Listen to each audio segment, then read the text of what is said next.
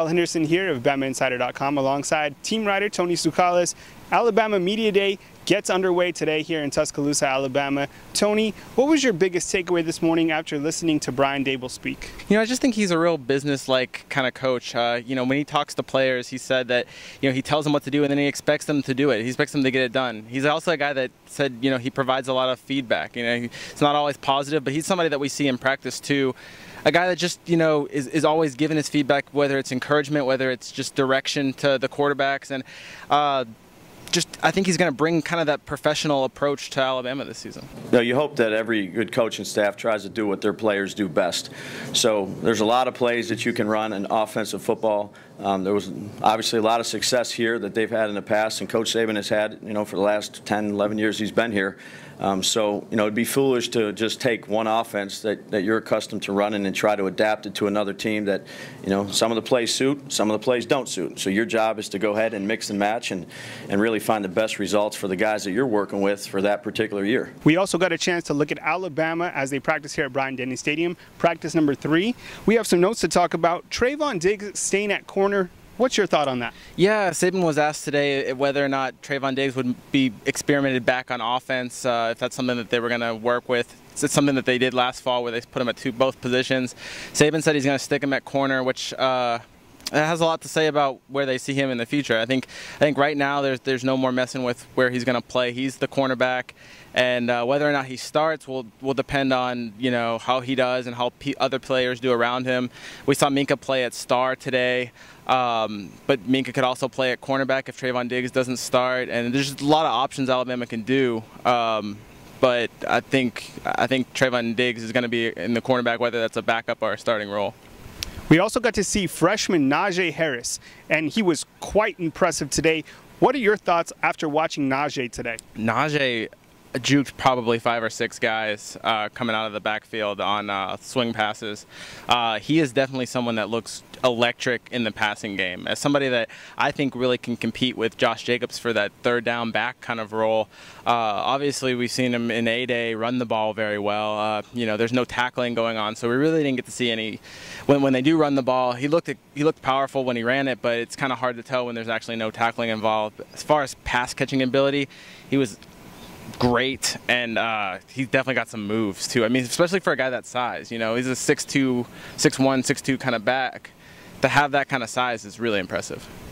One defensive lineman who's really impressed both of us has been Raekwon Davis, 6'7", 310 pounds, I believe, moves quite well. He's been repping with the first team, is that correct?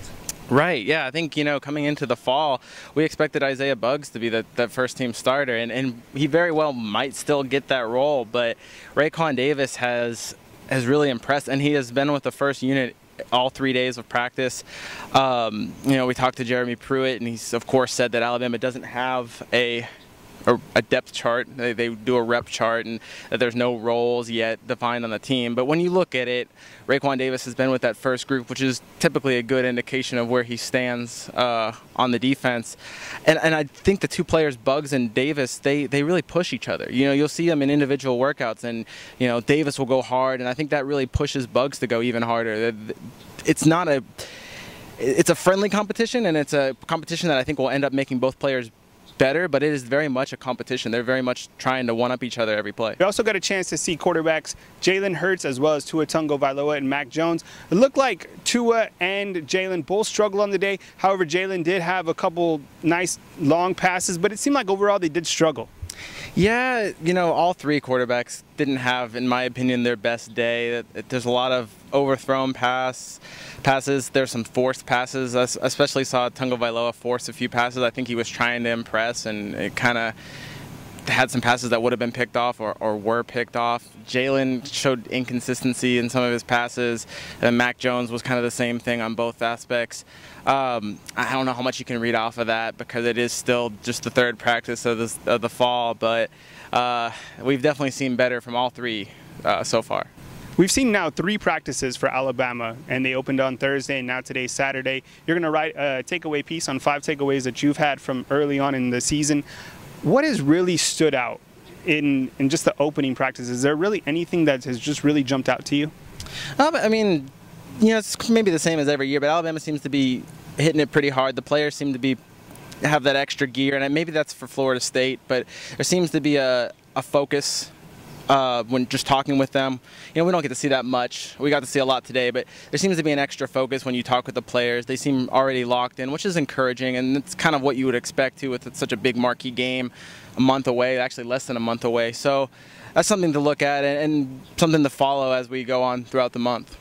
You can catch more of our coverage at BamaInsider.com. My name is Kyle Henderson. This is Tony TSOUKALAS of BamaInsider.com. The best way to access all our coverage is to simply go to the website and access the store that you want. We're going to end the video with a few player interviews today from Alabama's Media Day. For Kyle Henderson and Tony TSOUKALAS, signing off from Bryant-Denny Stadium in Tuscaloosa, Alabama. It was the last couple of years with him. I mean, you'll have to see that when the season comes. You'll have to be the judge of that. The only thing I can do is buy into the team and, you know, do what asked. What's it like to have so many weapons at the running back position? You know, Damien, Josh, Najee, I mean, Brian, just so many weapons. I mean, we all great guys, and we help each other. So it's not all about competing. It's all about, you know, creation, because we're on the same team together. And it's a blessing to have those type of guys to be around. How much you trying to work on like pass catching and kind of becoming more of a role in the passing game as well? Just work? I mean, it's not as much as becoming a pass player, but it's more of becoming a team player. So, you know, I do whatever team coming in. What was that moment like last year in the championship game when that leg injury happened? Did you know it was bad? I mean, you know, that's book closed, so, you know, the pass is the pass, and I can't talk about it. But just going back to the playoff run you had in the postseason from the SEC to that game, like what was that like for you to be, you know, you were really hitting a stride? I mean, you know, it was a team effort, and, you know, I think our team came together, and, you know, and the rest took care of itself. How are you feeling about that? I mean, you know, I'm really focused on what's going on right now. You know, we didn't put on the pads yet, so I can't give you an answer to that. So we just focus on being a better team. MINKAH, could you talk about the respect that you have for Florida State for the opening game? They're a great team. You know, they have a lot of great players over there, great quarterback, great defense. So, you know, it's going to be a whole lot of fun playing against them, and it's going to be a good game. Hey, Jalen, could you talk about the respect that you have for the Florida State defensive secondary? They're arguably going to be one of the best coming into the season. Can you talk about the respect that you have for them? Yeah, they're really good. Speed, physical, a lot of good size in the secondary. So we'll have to be ready to play offensively. Is there something special about beginning the season with a game like this, rather than beginning a game with an FCS team or something? And that's usually how we do things around here. We open up with a really good team, USC last year, and Florida State this year, Louisville next year. So that's just usually how we do it. And, you know, as a player here, you expect that. You know, if you want to be the best, you got to play against, you know, the best. And quickly talk about the camaraderie of this offensive line. You know, our whole offensive line group, not just the starters or not just the ones or twos, you know, the whole room is really tight this year. And have been in the past, and you know, it's just kept growing after the years have gone by. So, you know, it's a great team and great unit.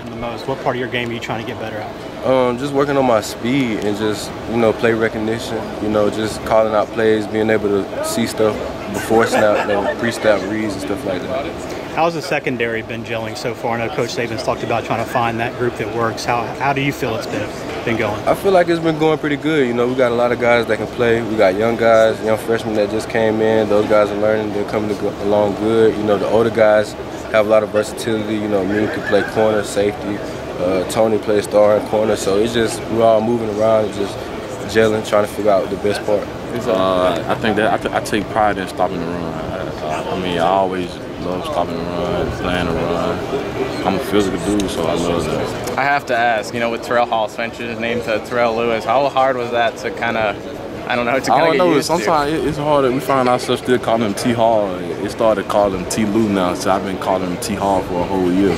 So does he get bothered by it? Does he have to stop you? Is there he don't really say nothing unless, I mean, probably somebody he don't know.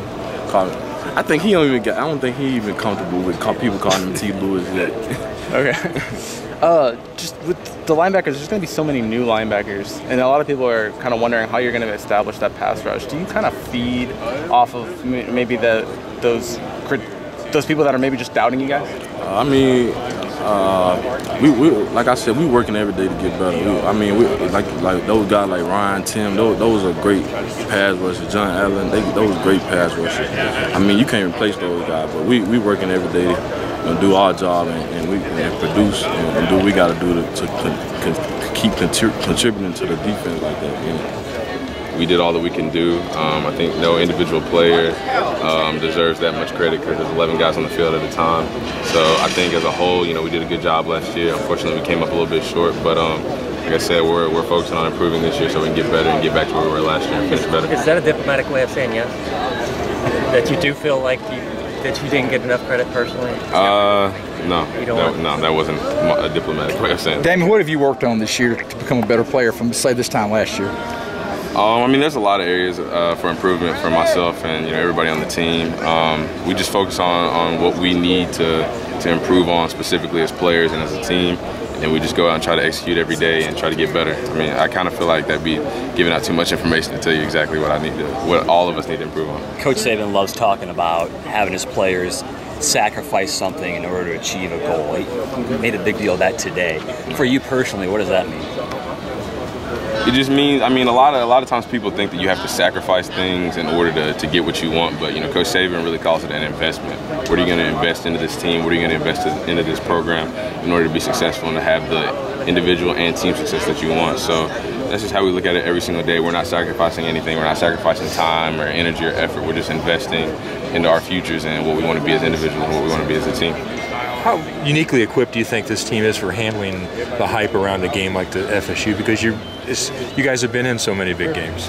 Yeah, I mean, we're just going to come into that game and like it's another game. And, all our games are pretty big games for us. And, Coach Saban, wants us to, go into every game as it's a big game, even if we're playing a team that's, not as good as us. But, we're just going to go in that game like they're the best team in the world, and we're going to play the best of our abilities. Do you think it's helpful to start out a season with an opponent of this stature and just as far as getting you ready? Yeah, I think it's, it's really good that you go in that game and play a good team, and, get to see where you're at, see where your team's at, and helps you out.